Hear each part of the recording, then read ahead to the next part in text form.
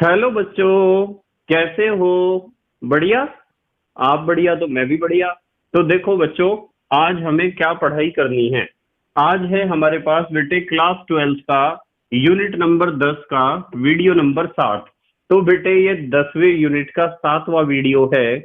और इससे पहले 6 वीडियो आपको प्लेलिस्ट में भी मिल जाएंगे और नीचे बेटे डिस्क्रिप्शन में भी मिल जाएंगे।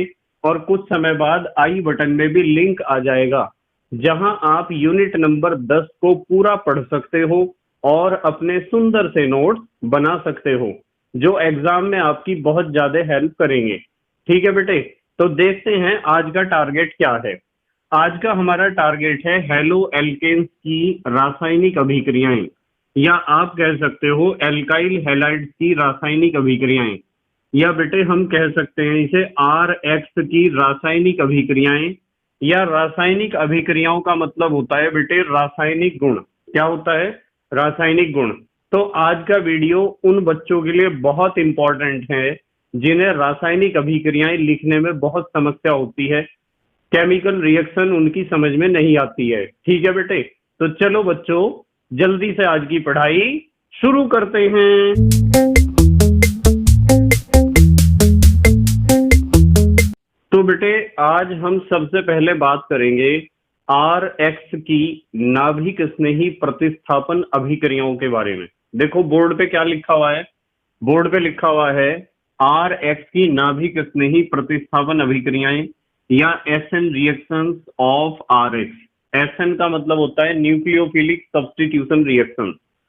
और इनका मैकेनिज्म, इनकी क्रियाविधि मैंने आपको अच्छे तरीके से करा दी है। आपको बताया है कि एसएन रिएक्शन या नाभिक स्नेही प्रतिस्थापन अभिक्रियाएं मुख्य रूप से दो प्रकार की होती हैं, SN1 रिएक्शन और SN2 रिएक्शन। उन दोनों रिएक्शंस के बारे में बेटे हम डिस्कशन कर चुके हैं। यहाँ हमें क्रियाविधि के बारे में कोई भी बात नहीं करनी है। हमें केवल देखना है कि आर एक्स कौन कौन सी एसएन रिएक्शन या नाभिक स्नेही प्रतिस्थापन अभिक्रियाएं दिखाते हैं। तो बेटे नंबर 1 पे हम बात करेंगे। सबसे पहला रासायनिक गुण हम बात करेंगे, जो हाइड्रोक्सिल ग्रुप होता है ना, हाइड्रोक्सिल ग्रुप, चलो मैं ब्रैकेट में लिख दूं OH। हाइड्रोक्सिल ग्रुप का मतलब होता है OH, जिसे कुछ बच्चे हाइड्रोक्साइड भी कहते हैं। इसके द्वारा प्रतिस्थापन कैसे होता है, तो सबसे पहले तो हम आज इस गुण की बात करेंगे। हाइड्रोक्सिल समूह या हाइड्रोक्सिल ग्रुप द्वारा प्रतिस्थापन। सारी रिएक्शंस जितनी मैं समझाऊंगा बिल्कुल ध्यान से समझेंगे सब बच्चे। देखो बेटे, मान लो आपके पास एल्काइल हैलाइड है, ये लिख दिया मैंने RH, एल्काइल हैलाइड। यदि आप इसका रिएक्शन जलीय NaOH के साथ कराते हो, किसके साथ? जलीय NaOH के साथ, ये लिख दिया मैंने एक्वस। एक्वस का मतलब क्या होता है? जलीय, यानी कि NaOH का हमने पानी में घोल के विलयन बना रखा है। NaOH को पानी में घोल के उसका विलयन बना रखा है। तो जब आप RH की NaOH के साथ रिएक्शन कराते हो तो क्या बनता है? यहाँ से तो X निकलेगा और यहाँ से Na, यानी कि ये जो हाइड्रोक्सिल ग्रुप है वो अटैक करेगा X के ऊपर और X को कर देगा बेघर। X को यहाँ से हटा देगा, X को मजबूरी में फिर इस Na के साथ जुड़ना पड़ेगा। तो यहाँ अटैकिंग रिएजेंट कौन है? OH negative. और जब अटैकिंग रिएजेंट मींस आक्रमणकारी अभिकर्मक OH नेगेटिव है, तो OH नेगेटिव को ही तो बेटे नाभिक स्नेही कहेंगे हम, या न्यूक्लियोफाइल कहेंगे। और जब आक्रमणकारी अभिकर्मक नाभिक स्नेही होता है, इसीलिए तो इस अभिक्रिया को नाभिक स्नेही प्रतिस्थापन अभिक्रिया कहा जा रहा है कि इस नाभिक स्नेही ने इस नाभिक स्नेही यानी X नेगेटिव को उसके जगह से हटा दिया है। कुल मिला के बात यह है कि बॉक्स के बाहर देखो क्या है, ROH। ROH तो बनेगा मेन प्रोडक्ट, और साथ में क्या बनेगा बताओ? NaX। NaX बनेगा साइड प्रोडक्ट। NaX क्या बनेगा बेटे? सोडियम हैलाइड क्या बनेगा? Side product. और ROH का तो आपको पता ही है, R माने क्या होता है? एल्काइल, और OH का मतलब होता है एल्कोहल। ठीक है बेटे, या आप इसे कह सकते हो एल्केनॉल। एल्केनॉल आप किसे कह सकते हो? IUPAC में। ठीक है बेटे। अब इसी तरीके से आप देख लो, मान लो हमें रिएक्शन आर की जगह में CH3 ले सकता हूँ। आर तो एक एल्काइल ग्रुप है, एल्काइल ग्रुप में यदि मैंने CH3 ले लिया और हेलोजन में यदि मैंने Cl ले लिया तो ये बना CH3Cl। CH3Cl का नाम आपको बताइए, CH3 माने होता है मिथाइल और Cl माने होता है क्लोराइड। ये मिथाइल क्लोराइड है। यदि इसका रिएक्शन हमें कराना हो NaOH के साथ, किसके साथ? NaOH के साथ, जलीय NaOH के साथ यदि रिएक्शन कराना है तो यहां से Cl निकलेगा और यहां से निकलेगा बेटे Na। क्या रिएक्शन होगा बताओ, बाहर का हिस्सा बताओ। CH3OH main product plus NaCl sodium chloride, नाम तो पता ही है, ये है साइड प्रोडक्ट। तो CH3 का मतलब तो होता है मिथाइल और OH का मतलब होता है एल्कोहल। तो ये मिथाइल एल्कोहल बना है, इसे आप मीथेनॉल भी कह सकते हो। एग्जाम में इस तरह के क्वेश्चन पूछे जाते हैं कि क्या होता है जब मिथाइल क्लोराइड को जलीय NaOH के साथ अभिक्रिया कराते हैं। इस तरह के क्वेश्चन पूछे जाते हैं, क्या होता है जब, कैसे प्राप्त करोगे। जैसे क्या होता है जब में पूछ सकता है कि क्या होता है जब मिथाइल क्लोराइड का NaOH द्वारा जल अपघटन करते हैं। और कैसे प्राप्त करोगे में पूछ सकता है, कैसे प्राप्त करोगे मिथाइल क्लोराइड से मिथाइल एल्कोहल। इस तरह के क्वेश्चन आते हैं बेटे पेपर में। अब देखो जरा एक रिएक्शन और देख लो आप। मान लो मैं CH3 की जगह ले लूं C2H5, ठीक है बेटे, और यहाँ Cl ले लिया या Br कुछ भी ले लिया, तो C2H5 का मतलब क्या है? इथाइल, और Cl का मतलब क्या है? क्लोराइड। तो क्या आप इथाइल क्लोराइड की जलीय NaOH के साथ रिएक्शन करा दोगे? बेटे NaOH के जगह आप KOH का भी प्रयोग कर सकते हो। तो यहां से Cl और यहां से क्या निकल जाएगा? Na। मेन प्रोडक्ट बनेगा C2H5OH और साथ में बनेगा साइड प्रोडक्ट NaCl। C2H5 को हम कहते हैं इथाइल, क्या कहते हैं? इथाइल। OH को हम कहते हैं एल्कोहल, या तो आप इसे इथाइल एल्कोहल कहो यदि सामान्य नाम इसका बताना है, और यदि IUPAC बताना है तो आप इसे कहो इथेनॉल। क्या कहोगे? इथेनॉल। ठीक है बेटे, तो IUPAC में इसका नाम इथेनॉल है। अब देखो मैं एक अलग तरह का रिएक्शन आपको बता रहा, ध्यान से देखिए जरा। मान लो मेरे पास इथाइल क्लोराइड है, ये इथाइल क्लोराइड है, और मैंने लिए इथाइल क्लोराइड के 2 अणु। कितने अणु लिए? 2। और उसका रिएक्शन करा दिया सिल्वर ऑक्साइड से। किससे रिएक्शन कराया बेटे? सिल्वर ऑक्साइड से। और ये सिल्वर ऑक्साइड है नम, नम माने नमी युक्त, पानी H2O लिख दिया मैंने साथ में। तो हम इसे कह सकते हैं नम सिल्वर ऑक्साइड। यहां मैं लिख रहा, नम माने नमी युक्त, और सिल्वर Ag के लिए लिखा है, और ऑक्साइड O के लिए लिखा है। नम तो ये है नमी, सिल्वर ऑक्साइड सिल्वर ऑक्साइड। तो ये रिएक्शन भी बहुत इंपॉर्टेंट है, ध्यान से देख लो जरा इस रिएक्शन में। इस रिएक्शन में क्या होता है बेटे कि 2 Cl हैं और 2 Ag हैं, ये निकल जाते हैं 2 Ag और 2 Cl, 2 AgCl side product. Side product को यहां बाद में लिख दूं मैं, 2 AgCl। ये 2 सिल्वर क्लोराइड बने हैं, अवक्षेप इसका बना है, सफेद रंग का अवक्षेप होता है। आप लिखना चाहते हो तो लिख सकते हो व्हाइट प्रेसिपिटेट। ये लिख दिया हमने, व्हाइट प्रेसिपिटेट होता है सिल्वर क्लोराइड का। अब मेन प्रोडक्ट देखो ध्यान से, C2H5, एक OH तो ये है, देखो यहां से लेके यहां तक क्या है? एक OH और एक OH ये है। कितने OH हैं? 2। तो 2 ही C2H5 है, 2 ही OH है, तो 2 अणु बन जाएंगे हमारे किसके? C2H5OH के। और C2H5OH का नाम तो आपको बताइए, C2H5 का मतलब इथाइल और OH का मतलब एल्कोहल। ठीक है बेटे, चाहे आप इसे इथेनॉल कह दो, आपकी मर्जी है। तो एक तो ये रासायनिक गुण आपको ध्यान रखना है कि हाइड्रोक्सिल ग्रुप द्वारा प्रतिस्थापन कैसे होता है RX में, RX CH3Cl C2H5Cl। ठीक है, Cl की जगह आप Br भी ले सकते हो। अब हम बात करेंगे नंबर 2 की, दूसरी रासायनिक अभिक्रिया या दूसरा रासायनिक गुण हमें क्या सीखना है। अब हमें सीखना है बेटे alkoxy, alkoxy group. Alkoxy group ऐसा होता है OR द्वारा प्रतिस्थापन। तो अब हमें करना है एल्कोक्सी ग्रुप द्वारा प्रतिस्थापन। बहुत आसान है, एकदम समझ में आ जाएगा सब बच्चों के। मतलब हमेशा आपको रिएक्शन को समझना चाहिए कि रिएक्शन आखिरकार हो रही है कैसे। तो अब हम सीखेंगे एल्कोक्सी ग्रुप द्वारा प्रतिस्थापन। मान लो आपके पास कोई एल्काइल हैलाइड है RX, एल्काइल हैलाइड, और इसका रिएक्शन आप कर रहे हो सोडियम एल्कोक्साइड से। ये सोडियम एल्कोक्साइड है NaOR। चलो मैं लिख दूं नीचे सोडियम, Na माने तो हो गया सोडियम, और देखो एल्केन का ऑक्साइड, इसे कहते हैं एल्कोक्साइड।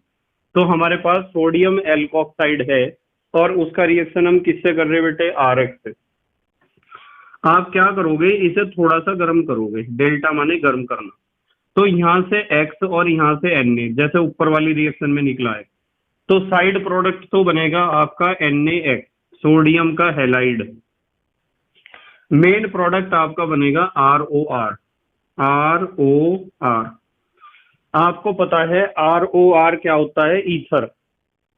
यदि ये एल्काइल ग्रुप मान लो CH3 है और ये वाला एल्काइल ग्रुप मान लो C2H5 है, तो इस पे डैश लगा दूं। मान लो ये दोनों एल्काइल ग्रुप अलग अलग तरह के हैं, तो यहाँ जो ईथर बनेगा वो भी ऐसा बनेगा कि ऑक्सीजन के इधर तो CH3 होगा, इधर C2H5 होगा।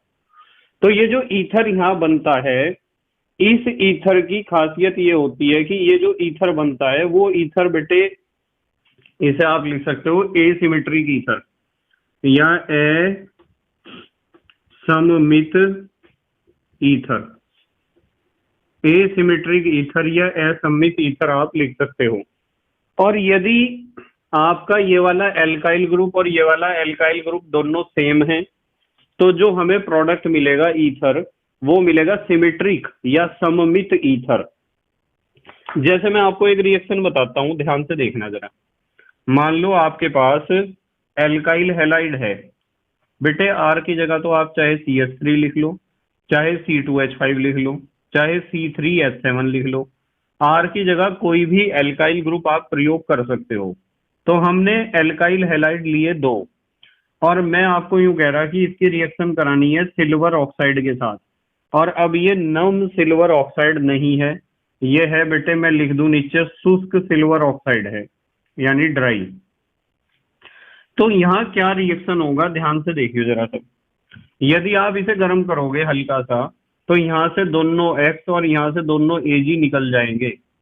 ठीक है बेटे, दोनों X और दोनों Ag निकल जाएंगे, 2 है ये 2। तो साइड प्रोडक्ट क्या बना, साइड प्रोडक्ट बना 2Ag और 2X। तो आप लिख सकते हो 2AgX, सिल्वर हैलाइड के 2 अणु बने एज ए साइड प्रोडक्ट। और मेन प्रोडक्ट क्या बना, R के साथ O और फिर R, तो ये बना बेटे ROR। ये दोनों एल्काइल ग्रुप एक जैसे हैं। यदि दोनों एल्काइल ग्रुप एक जैसे हैं तो इसे हम कहते हैं सममित, क्या कहते हैं, सममित ईथर या सिमेट्रिक ईथर। यदि ऑक्सीजन परमाणु के दोनों तरफ एक जैसे एल्काइल ग्रुप यानी R उपस्थित होते हैं, तो ऐसे ईथर को आप सिमेट्रिक ईथर या सममित ईथर कहते हैं। जल्दी से स्क्रीनशॉट लो। अच्छा, आप ले लिया बेटे स्क्रीनशॉट, ठीक है। बेटे एक रिएक्शन देखो जरा ध्यान से। मान लो हमारे पास C2H5Cl है। C2H5Cl का तो पता है आपको। C2H5 का क्या मतलब होता है, इथाइल, और Cl का मतलब होता है क्लोराइड। मान लो आपके पास इथाइल क्लोराइड है और इसका रिएक्शन आप करा रहे हो सोडियम इथॉक्साइड से। देखो सोडियम इथाइल का ऑक्साइड, तो इसे आप कह सकते हो सोडियम इथॉक्साइड, इथॉक्साइड। तो यदि आप रिएक्शन कराते हो इथाइल क्लोराइड का सोडियम इथॉक्साइड से, तो सिंपल सी बात है, यहां से Cl निकलेगा और यहां से निकलेगा बेटे Na। ऐसे ही तो होगा रिएक्शन। एरो के ऊपर आप डेल्टा लगा देना, थोड़ा सा गर्म करना पड़ेगा। मेन प्रोडक्ट आएगा C2H5 single bond O single bond C2H5। ये सिंगल बॉन्ड आप लिखो या ना लिखो कोई फर्क नहीं पड़ेगा। यदि आप सीधा लिख दोगे C2H5O C2H5 तब भी वही बात है। प्लस साथ में जो साइड प्रोडक्ट बनेगा वो बनेगा सोडियम क्लोराइड। ये है बेटे इथाइल इथाइल ईथर, या इथाइल इथाइल दो बार ना लिख के हम लिख सकते हैं डाई इथाइल ईथर। आप या तो इसे इथाइल इथाइल ईथर लिखो और या फिर आप लिख सकते हो डाई इथाइल ईथर। अब बेटे आपको एक बात ध्यान रखनी है, ध्यान रखने वाली बात यह है कि ये जो अभिक्रिया हम पढ़ रहे हैं जिसमें हम एल्कोक्सी समूह द्वारा प्रतिस्थापन कर रहे हैं, बेटे इस अभिक्रिया का एक विशेष नाम है, इसे कहते हैं विलियमसन संश्लेषण। मैं यहां लिख दूं, इस अभिक्रिया का नाम होता है विलियमसन, यानी विलियम का बेटा, संश्लेषण। इस अभिक्रिया का नाम बेटे विलियमसन संश्लेषण होता है। इस चीज को सब बच्चे ध्यान रखेंगे, बिल्कुल कभी इस नाम से एग्जाम में आ जाए। कौन सी अभिक्रिया का नाम? इस अभिक्रिया का नाम, इस अभिक्रिया का नाम विलियमसन संश्लेषण होता है। ये सब बच्चों को ध्यान रखना है बिल्कुल, क्योंकि एग्जाम में मैं बार बार आपको कहता हूं कि जो रिएक्शन किसी वैज्ञानिक के नाम पर होता है उस रिएक्शन को बिल्कुल पक्का करके जाना है, उसके आने के चांसेस बहुत ज्यादा होते हैं। जहां भी मैं किसी वैज्ञानिक का नाम लिखूंगा किसी रिएक्शन में, किसी नियम में या किसी सिद्धांत में, तो आपको समझ जाना चाहिए कि ये रिएक्शन बहुत ज्यादा इंपॉर्टेंट है। अब आ जाओ नंबर 3। अब हम सीखेंगे बेटे साइनो, साइनो ग्रुप यानी समूह द्वारा प्रतिस्थापन। तो साइनो ग्रुप द्वारा प्रतिस्थापन कैसे होता है उसे समझेंगे, ठीक है बेटे, या सब्स्टिट्यूशन विद साइनो ग्रुप ऐसे भी आप कह सकते हो। प्रतिस्थापन को इंग्लिश में क्या कहते हैं? सब्स्टिट्यूशन। जैसे एक रिएक्शन समझो ध्यान से, ये हमारे पास है एल्काइल हैलाइड और ये ले लिया पोटेशियम साइनाइड। तो एल्काइल हैलाइड की जब पोटेशियम साइनाइड से अभिक्रिया होगी तो यहाँ एक बात ध्यान रखनी है कि अल्कोहल की उपस्थिति में होगी, यानी कि आप कह सकते हो कि अल्कोहलिक पोटेशियम साइनाइड है। तो क्या होगा, यहाँ से X निकलेगा और यहाँ से K। अब तो थोड़ा थोड़ा रिएक्शन समझ में आ रहा होगा आपके। मेन प्रोडक्ट क्या बनेगा? RCN मेन प्रोडक्ट है, प्लस साइड प्रोडक्ट क्या है? KX potassium halide. क्या है साइड प्रोडक्ट बेटे? KX, K माने पोटेशियम, X माने हैलाइड। आप RCN का नाम तो बता दोगे? R का मतलब क्या होता है? एल्काइल, और CN का मतलब क्या होता है? साइनाइड। तो एल्काइल साइनाइड यहाँ मेन प्रोडक्ट है। जैसे मैं आपको कह दूं कि चलो इस रिएक्शन को कर रहे हैं, मान लो हमारे पास R की जगह मैंने C2H5 ले लिया इस R की जगह, और X की जगह ले लिया Cl, C2H5Cl। नाम आपको पता है, C2H5 का मतलब होता है इथाइल और Cl का मतलब होता है क्लोराइड। यदि इसका रिएक्शन आप पोटेशियम साइनाइड से करा दो, कैसे पोटेशियम साइनाइड से? एल्कोहलिक पोटेशियम साइनाइड, यानी कि अल्कोहल की उपस्थिति में होना चाहिए रिएक्शन। तो यहाँ से Cl और यहाँ से K निकल जाएगा, मेन प्रोडक्ट आएगा C2H5CN और साइड प्रोडक्ट आएगा KCl। देखो C2H5CN, C2H5 को हम कहते हैं इथाइल और CN को हम कहते हैं साइनाइड।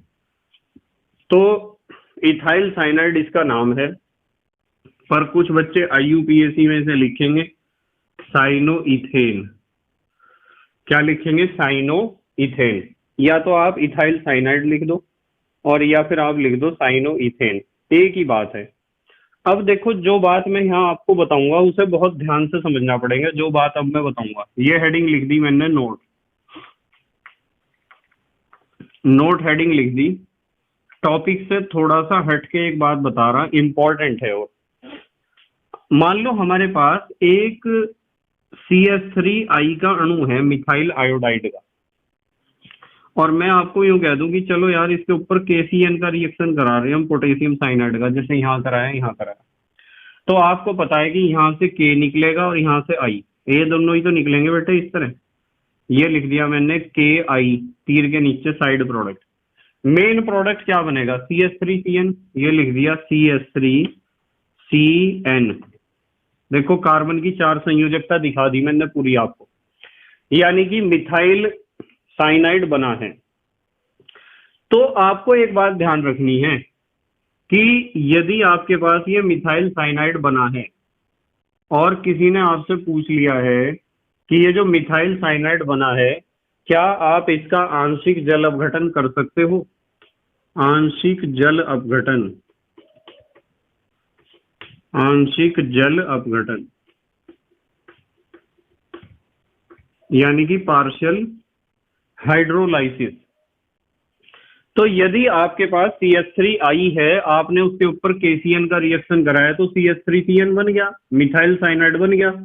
तो मिथाइल साइनाइड का यदि आंशिक जल अपघटन हम करेंगे तो क्या प्राप्त होगा?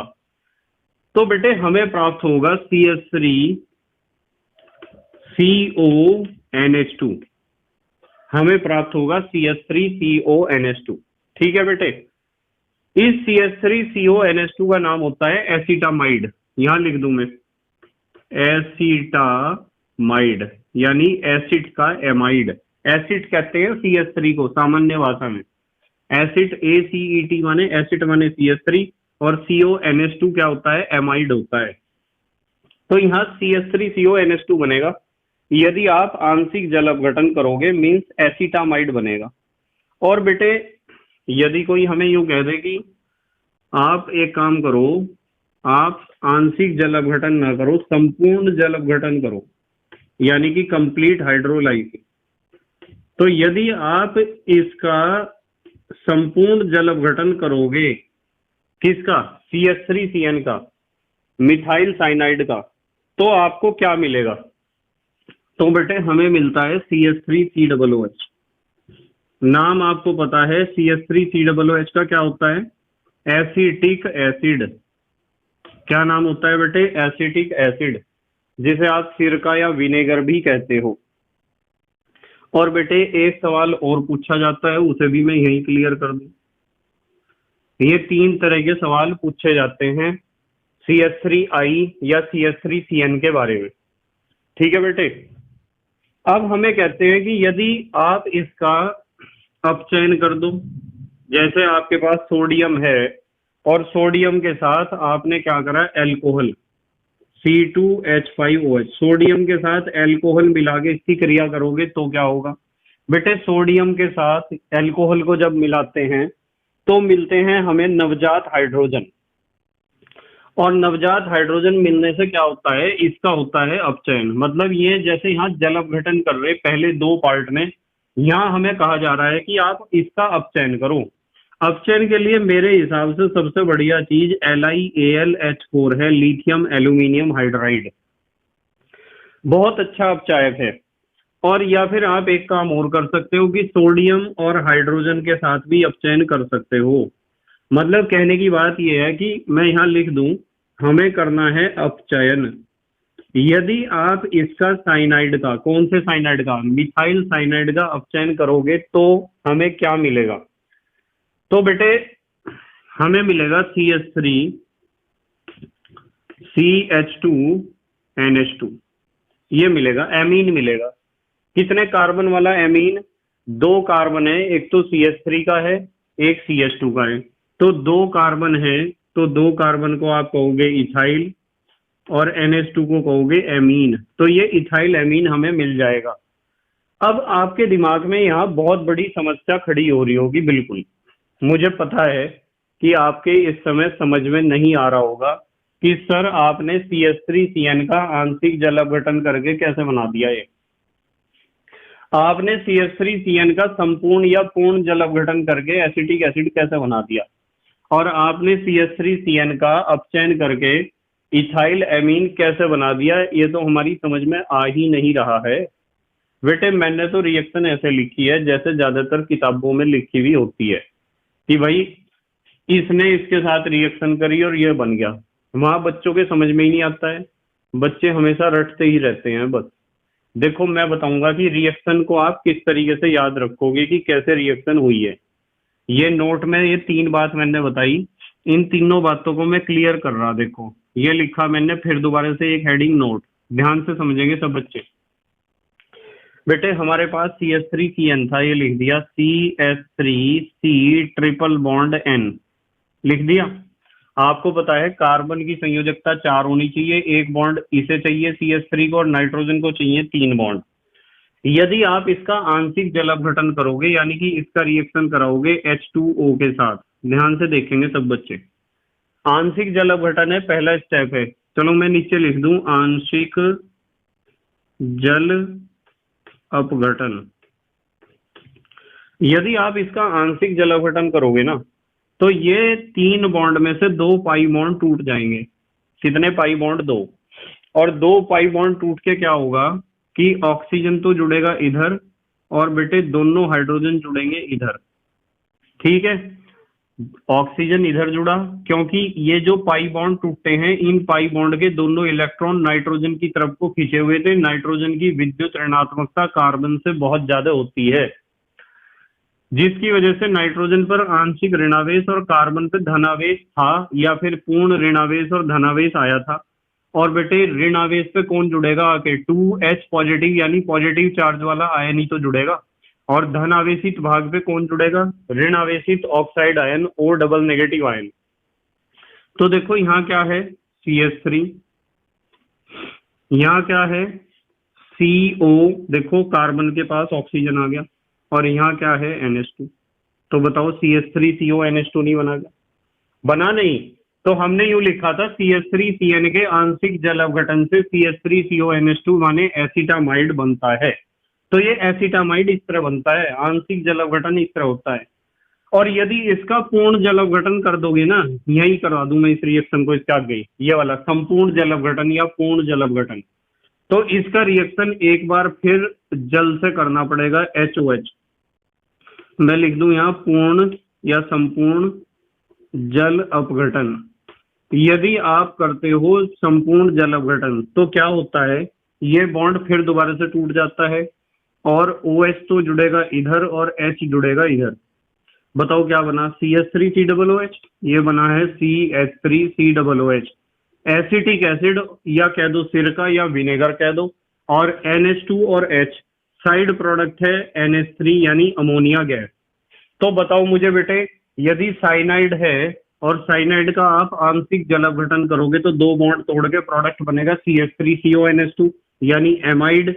और यदि पूर्ण जल अपघटन करना है तो एमाइड का भी जल अपघटन जब आप करोगे तो आपको मिलेगा कार्बोक्सिलिक एसिड, जैसे हमें यहाँ मिला है एसिटिक एसिड। तो मैंने पहला स्टेप और दूसरा स्टेप क्लियर कर दिया है। अब बात आती है तीसरे स्टेप की कि आप अपचयन करके किस तरीके से इस वाले प्रोडक्ट को प्राप्त करोगे। इसे मैं यहाँ एक्सप्लेन कर रहा, ये लिख रहा बेटे मैं हेडिंग नोट। मान लो आपके पास साइनाइड है, क्या है साइनाइड? यही वाला साइनाइड है ना, CH3C ट्रिपल बॉन्ड N, ये साइनाइड है। इसमें से आप एक काम करो, अपचयन करना है तो मैं 2H क्या कितने बॉन्ड तोड़ने हैं? 2 टूटेंगे यहाँ बॉन्ड, तो 4H हमें चाहिए,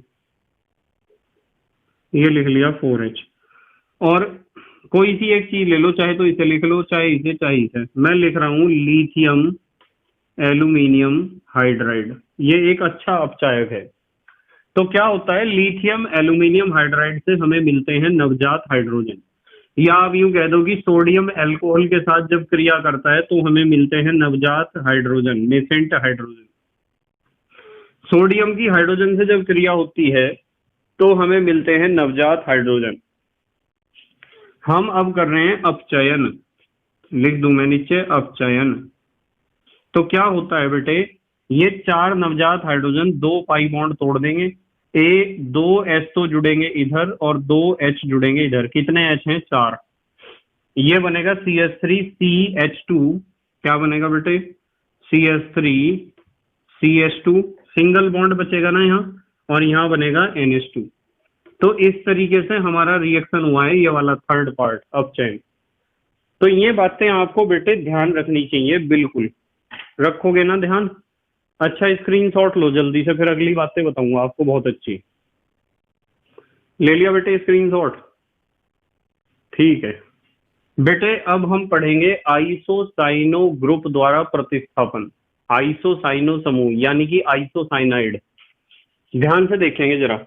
मान लो आपके पास एल्काइल हैलाइड है RX, ठीक है बेटे, और इसका रिएक्शन हम करा रहे हैं सिल्वर साइनाइड के साथ, AgCN के साथ हम रिएक्शन करा रहे हैं।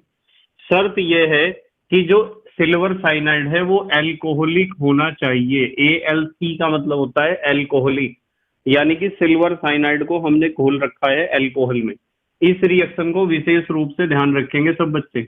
जब आप एल्कोहलिक सिल्वर साइनाइड से रिएक्शन कराते हो तो ये बात तो पक्की है कि सिल्वर हैलाइड निकलेगा एज ए साइड प्रोडक्ट। ये लिख दिया मैंने, सिल्वर का हैलाइड, ये तो साइड प्रोडक्ट बन गया। मेन प्रोडक्ट यहाँ जो बनता है उसे ध्यान रखना है बस। आपका RCN नहीं बनता है, बनता है RNC। क्या बनता है? RNC। बस इस चीज को ध्यान रखना है। RNC साइनाइड नहीं है, एल्काइल साइनाइड नहीं है बेटे, एल्काइल आइसोसाइनाइड है। क्या है? R माने तो हो गया एल्काइल, NC माने हो गया आइसोसाइनाइड। बस ये बात आपको ध्यान रखनी पड़ेगी, एल्काइल आइसोसाइनाइड बनता है जब आप एल्कोहलिक सिल्वर साइनाइड से रिएक्शन कराते हैं RX की। जैसे मैं एक एग्जांपल ले लूं, मान लो हमारे पास है C2H5Br। क्या नाम है बेटे इसका? C2H5 को आप कहते हो इथाइल और Br को कहते हो ब्रोमाइड। मान लो इथाइल ब्रोमाइड है और इथाइल ब्रोमाइड का आपने रिएक्शन कराया है सिल्वर साइनाइड से, और सिल्वर साइनाइड कैसा है? एल्कोहलिक है, यानी एल्कोहल में आपने इसे घोल रखा है। तो ये तो AgBr साइड प्रोडक्ट तो बेटे बनेगा ही, इसमें तो कोई दिक्कत नहीं है। ये लिख दिया मैंने, साइड प्रोडक्ट बन गया बेटे AgBr। बात आती है मेन प्रोडक्ट की। यहां मेन प्रोडक्ट जो बनेगा C2H5NC बनेगा। क्या बनेगा? C2H5NC, यानी इथाइल। C2H5 को आप क्या कहते हो? इथाइल, और NC को हम कहते हैं आइसोसाइनाइड। भाई CN को तो कहते हैं साइनाइड और NC को कहते हैं आइसोसाइनाइड। ठीक है बेटे? अच्छा, नंबर 5 पे आ जाओ आप। 5वीं रासायनिक गुण या 5वां रासायनिक अभिक्रिया। इसमें हम पढ़ेंगे एमिनो, AMINO, एमिनो ग्रुप द्वारा प्रतिस्थापन। एमिनो ग्रुप द्वारा प्रतिस्थापन कैसे होता है, इस बात को समझना है। अच्छा, एक चीज बताऊं मैं आपको, इस रिएक्शन का नाम है हाफमैन अमोनी अपघटन। तो वैज्ञानिक का नाम आया है ना इसमें, और यदि वैज्ञानिक का नाम आया है तो इसका मतलब इम्पोर्टेंट है। क्या है? इम्पोर्टेंट। जहां भी किसी रिएक्शन में वैज्ञानिक का नाम आता है, आपको अपने आप ही समझ जाना चाहिए कि ये रिएक्शन इम्पोर्टेंट है बोर्ड के एग्जाम के लिए। ठीक है बेटे? बहुत आसान सी और बढ़िया सी रिएक्शन है, ध्यान से देखेंगे सब बच्चे। मान लो हमारे पास C2H5Br है, RX की जगह मैंने पहले ही एक एग्जांपल ले लिया C2H5Br। यदि आप इसका अमोनिया से रिएक्शन कराते हो ना, ये लिख दिया मैंने अमोनिया। देखो NH3 लिखा हुआ है बेटे। क्या लिखा हुआ है? NH3। HNH2 के फॉर्म में मैंने आपको लिख दिया इसे, और एरो के ऊपर लिख दिया मैंने अल्कोहल। ध्यान से समझेंगे, बिल्कुल ध्यान से, कभी कंफ्यूज हो जाओ। यहां से Br और यहां से H, ये निकलेगा साइड प्रोडक्ट।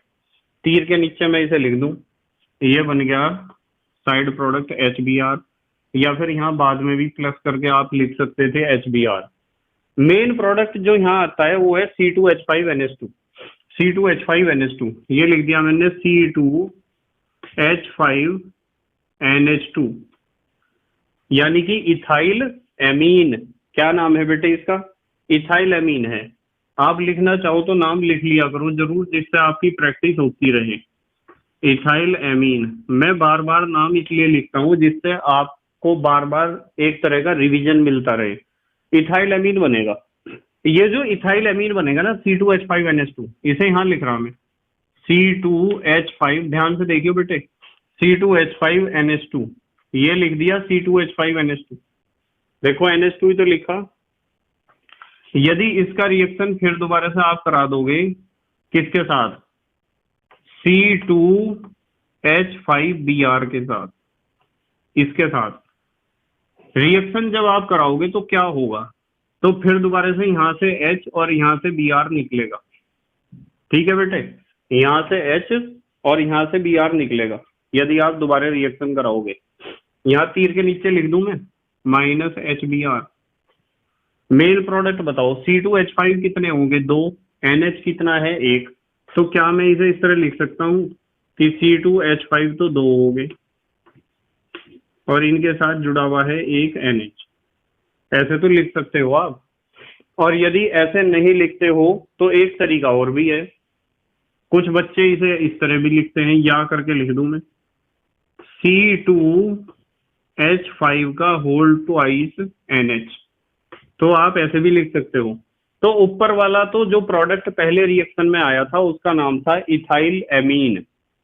बेटे इसमें जो प्रोडक्ट आया है इसमें कितने इथाइल हैं? 2 हैं इथाइल। तो इसे आप कहोगे डाई इथाइल एमीन। क्या कहोगे? Di ethyl amine. बेटे इथाइल एमीन में नाइट्रोजन एक कार्बन से जुड़ा हुआ है, इसलिए आप इसे कहते हो 1 डिग्री एमीन। क्या कहते हो? 1 डिग्री। और यहाँ नाइट्रोजन 2 कार्बन से जुड़ा है तो इसे कहते हैं सेकेंडरी एमीन। 2 डिग्री का मतलब सेकेंडरी तो होता है, तो ये सेकेंडरी एमीन है। ये जो आपके पास डाई इथाइल एमीन या सेकेंडरी एमीन आया है, इसके ऊपर तो फिर दोबारा रिएक्शन हो जाएगी। देखो C2H5 और C2H5 और यहाँ N है और यहाँ H है।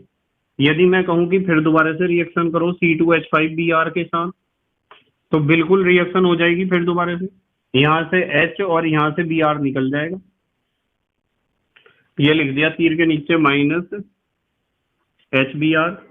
अब बताओ C2H5 2 तो पहले से ही थे, एक और आ गया। कितने C2H5 आ गए? 3। C2H5, C2H5 और C2H5, और यहाँ तीनों से कौन जुड़ा हुआ है? नाइट्रोजन। केवल एक नाइट्रोजन बचा है। इसे आप ऐसे भी लिख सकते हो, या करके मैं लिख दूं C2H5 का होल थ्राइस N। ऐसे भी तो लिख सकते हो। ये था इथाइल एमीन, ये डाई इथाइल हो गए थे, ये कितने हो गए? ट्राई। तो इसका नाम है ट्राई इथाइल एमीन या तृतीयक एमीन या टर्सरी एमीन। आप इसे ट्राई की जगह 3 डिग्री इथाइल एमीन लिख सकते हो, टर्सरी इथाइल एमीन लिख सकते हो। और बेटे आपकी नॉलेज के लिए एक बात बताऊं, आपको ऐसा लग रहा कि यहाँ 2 हाइड्रोजन थे इसलिए रिएक्शन हो चुका था, 1 हाइड्रोजन इसमें भी था इसलिए यहाँ भी रिएक्शन हो चुका है, पर अब तो इसके पास हाइड्रोजन बचा ही नहीं है, तो अगला स्टेप रिएक्शन का नहीं होगा। पर बेटे वास्तविकता ये है कि आपका जो प्रोडक्ट है ना, ये टर्सरी एमीन जो आपको मिला है, क्या मिला है? टर्सरी एमीन C2H5 है। क्या है बेटे? C2H5। चलो इस तरह लिख दूं मैं C2H5 का होल थ्राइस N। इसके ऊपर फिर दोबारा से रिएक्शन होता है इसका, किसका? C2H5Br का। अब भी रिएक्शन होगा, बस ये बात समझनी है आपको कि रिएक्शन होगा, कभी सोचो नहीं होगा रिएक्शन। कैसे होगा? C2H5 3 थे, एक और आ गया, तो C2H5 का होल 4, 3 थे होल थ्राइस था, होल 4 में कन्वर्ट हो गया। और एन भी बचा हमारे पास, बी आर भी। तो N positive, B R negative, इस तरह मैं चार्ज आवेश इनके ऊपर लिखूंगा। ठीक है, तो ये जो आपके पास प्रोडक्ट आया ना, ये इसमें कितने मिथाइल हैं? कितने मिथाइल हैं? 4। तो आप कितने मिथाइल नहीं बेटे, इथाइल, कितने इथाइल हैं? 4 हैं। तो 4 को हम कहते हैं टेट्रा, टेट्रा इथाइल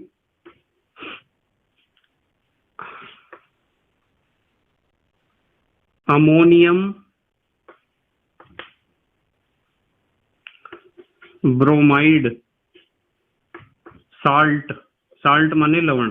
तो ये जो हमारे पास साल्ट आया है इसका नाम है tetra ethyl ammonium bromide salt है, लवण है। और बेटे आपको पता चल रहा होगा कि नाइट्रोजन कितने कार्बन से जुड़ा हुआ है? 4 कार्बन परमाणु से जुड़ा हुआ है। तो इसलिए आप इसे क्वार्टरनरी कह सकते हो। क्या कह सकते हो? क्वार्टरनरी। क्वार्टरनरी या चतुर्थक या 4 डिग्री साल्ट आप इसे कह सकते हो। चतुर्थक लवण है, 4 डिग्री साल्ट है। ठीक है बेटे, अच्छा जल्दी से स्क्रीनशॉट लो, फिर अगली बात करेंगे हम। ले लिया बेटे स्क्रीनशॉट? ठीक है, नंबर 6 पे हम देखेंगे बेटे नाइट्राइट अर्थात ONO तथा नाइट्रो अर्थात NO2 ग्रुप द्वारा प्रतिस्थापन। बहुत सिंपल से 2 रिएक्शन है, ध्यान से देखना है सब बच्चों को। मान लो RH है एल्काइल हैलाइड, इसका रिएक्शन आप पोटेशियम नाइट्राइट से कराते हो। ये पोटेशियम नाइट्राइट मैंने लिखा है बेटे, चलो नीचे नाम लिख दूं, पोटेशियम नाइट्राइट। यदि आप पोटेशियम नाइट्राइट से रिएक्शन कराओगे ना, तो यहां से तो निकलेगा X और यहां से निकलेगा K, ये KX निकल जाएगा। ठीक है, थोड़ा सा गर्म करना पड़ेगा, डेल्टा लिख दिया हमने ऊपर। तो हमारे पास मेन प्रोडक्ट आएगा RONO। देखो RONO, RONO, साइड प्रोडक्ट क्या निकला? KX। एक तो ये रिएक्शन आपको ध्यान रखनी है, आपको पता है कि R की जगह आप कुछ भी ले सकते हो, CH3 ले सकते हो, C2H5 ले सकते हो, C3H7, और X की जगह आप कुछ भी ले सकते हो, आप FClBrI कुछ भी ले सकते हो। एक रिएक्शन ये ध्यान रखनी है, यदि एल्काइल हैलाइड है और उसका रिएक्शन आप कर रहे सिल्वर नाइट्रेट के साथ, सिल्वर नाइट्रेट NO2 ग्रुप के साथ, तो क्या होता है? यहां से तो Ag निकलेगा, यहां से X निकलेगा, एक ही बात है। हालांकि कुछ बच्चे इसे भी NO2 ही सोचते हैं, इसे भी NO2 ही सोचते हैं, दोनों में अंतर है बेटे। वो तो है नाइट्राइट, ये है नाइट्रो। क्या है? नाइट्रो, नाइट्रो ग्रुप है। तो क्या बनेगा बेटे बताओ? एक तो बनेगा RNO2 और साथ में क्या बनेगा? AgX। ये 2 बातें आपको ध्यान रखनी है बेटे, रखोगे ध्यान? इसका नाम पता क्या है? इसका नाम है नाइट्रो एल्केन, नाइट्रो एल्केन है। ठीक है, नाइट्रो शब्द प्रयोग करते हैं NO2 के लिए। अच्छा, इसका नाम आप कह सकते हो एल्काइल नाइट्राइट। दोनों ग्रुप में थोड़ा सा डिफरेंस है।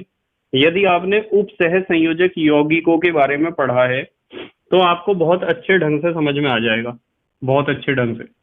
नंबर 7, 7वें नंबर पे हम पढ़ेंगे बेटे वी हाइड्रो हेलोजनीकरण। बहुत इंपॉर्टेंट रिएक्शन है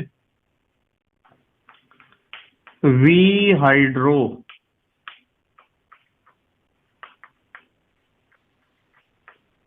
हेलोजनीकरण, वी हाइड्रो हेलोजनीकरण, या आप इसे कह सकते हो डी हाइड्रो हेलोजिनेशन। ठीक है बेटे, डी हाइड्रो हेलोजिनेशन। तो वी हाइड्रो हेलोजनीकरण या डी हाइड्रो हेलोजिनेशन के बारे में बात करते हैं, बहुत इंपॉर्टेंट रिएक्शन है। देखो इससे पहले मैं एक बात बताऊंगा आपको, एक प्रकार की विलोपन अभिक्रिया है, एलिमिनेशन रिएक्शन है। आपको यहां मैं 3 बातें बता रहा, ध्यान से समझिए जरा, बिल्कुल ध्यान से। मान लो आपके पास कोई कार्बनिक पदार्थ है, ये लिख दिया मैंने कार्बनिक पदार्थ, ऑर्गेनिक कंपाउंड, और उस कार्बनिक पदार्थ को आपने गर्म कर दिया है, ध्यान से देखियो, गर्म कर दिया है कंसंट्रेट H2SO4 के साथ। यदि किसी कार्बनिक पदार्थ को आप सांद्र सल्फ्यूरिक अम्ल के साथ गर्म कर देते हो तो बेटे उस पदार्थ में से निकल जाता है पानी, ये लिख दिया -H2, उस पदार्थ में से पानी निकल जाता है, पानी के अणु अलग होने शुरू हो जाते हैं। तो जल के अणु अलग होते हैं, तो इसलिए इस अभिक्रिया को हम कहते हैं निर्जलीकरण। क्या कहते हैं? निर्जलीकरण। यदि किसी कार्बनिक पदार्थ में से आपको H2O रिमूव करना हो, जल निकालना हो या उसका निर्जलीकरण करना हो तो आप कार्बनिक पदार्थ को गर्म कर सकते हो कंसंट्रेट H2SO4 के साथ। निर्जलीकरण को आप इंग्लिश में कह सकते हो डिहाइड्रेशन। क्या कह सकते हो? डिहाइड्रेशन। तो सबसे पहले तो ये बात आपको पता होनी चाहिए सबको। मैं बेटे 10वीं और 11वीं की ही बात आपको सिखा रहा हूँ। मैंने सबसे पहले बात सिखाई है कि कोई भी कार्बनिक पदार्थ है, यदि आपको उसमें से पानी निकालना है तो आप उसे गर्म करोगे कंसंट्रेट H2SO4 के साथ। यदि आप इसे कंसंट्रेट H2SO4 के साथ गर्म करोगे तो उसमें से पानी निकल जाएगा और इस अभिक्रिया को कहते हैं निर्जलीकरण या डिहाइड्रेशन।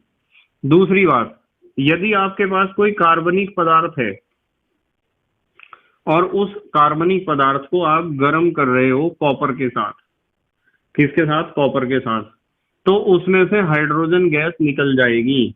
कौन सी गैस निकलेगी? Hydrogen gas. और इस अभिक्रिया को हम कहते हैं विहाइड्रोजनीकरण। विहाइड्रोजनीकरण,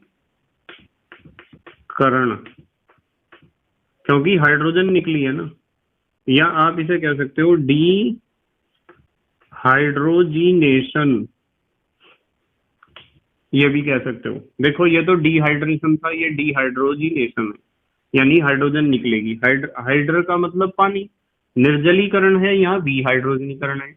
अच्छा, एक बात और सीखनी है कि मान लो आपके पास कोई कार्बनिक पदार्थ है और उस कार्बनिक पदार्थ को आप गर्म करते हो किसके साथ? एल्कोहलिक KOH के साथ। ध्यान से समझियो, किसके साथ गर्म कर रहे हैं बेटे? एल्कोहलिक KOH के साथ हम गर्म कर रहे हैं कार्बनिक पदार्थ को।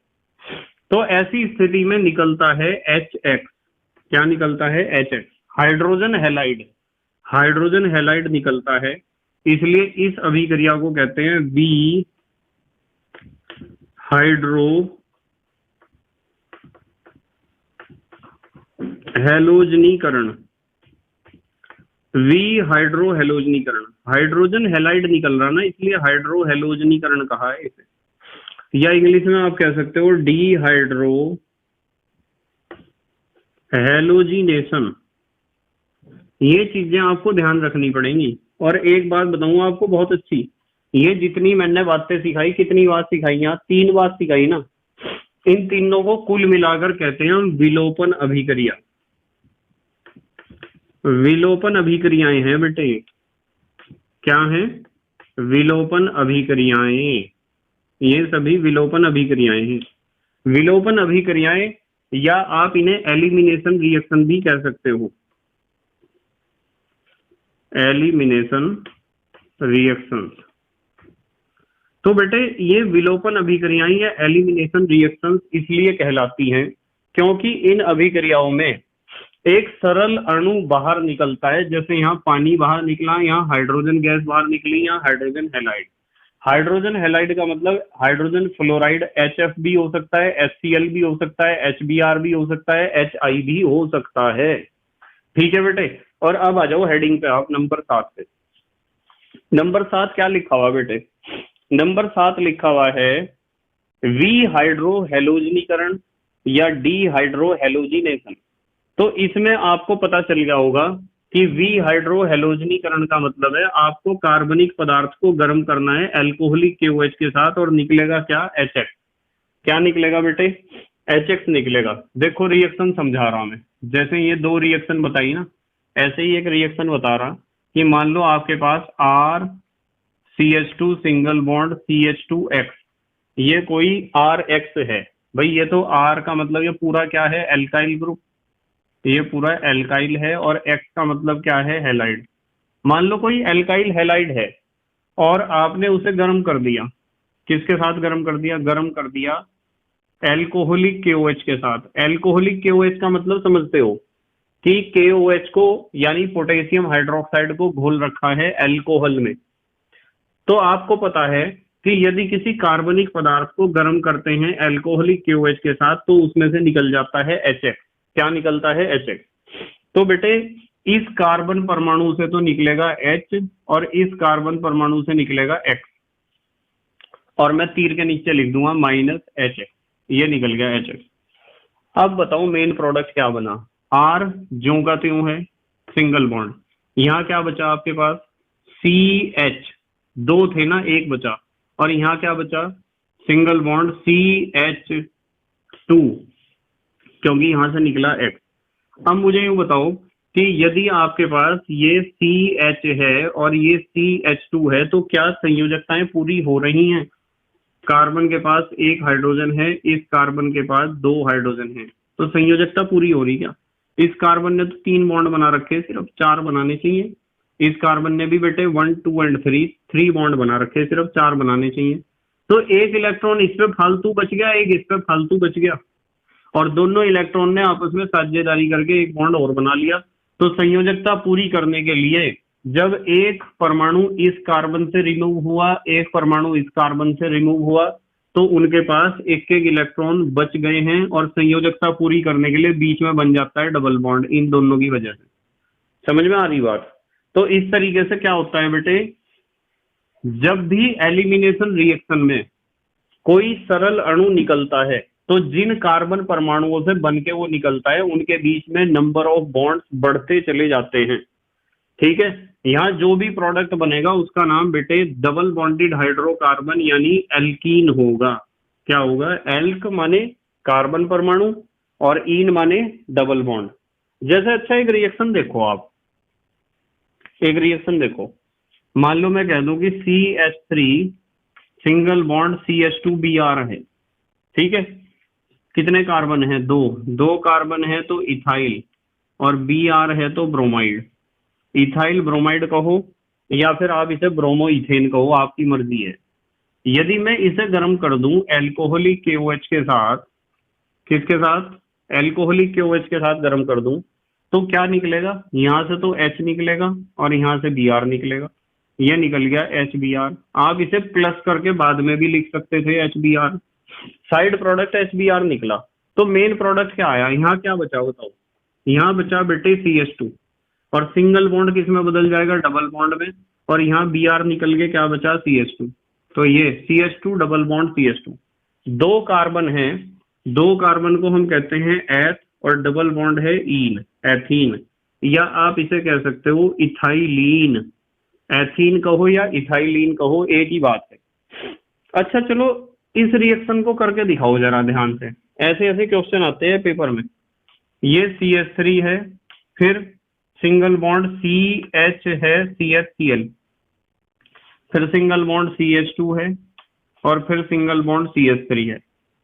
कितने कार्बन है इसमें, 4 कार्बन है, और नंबरिंग इधर से करोगे 1 2 3 4। दूसरे नंबर पे क्लोरो है, 2 क्लोरो ब्यूटेन।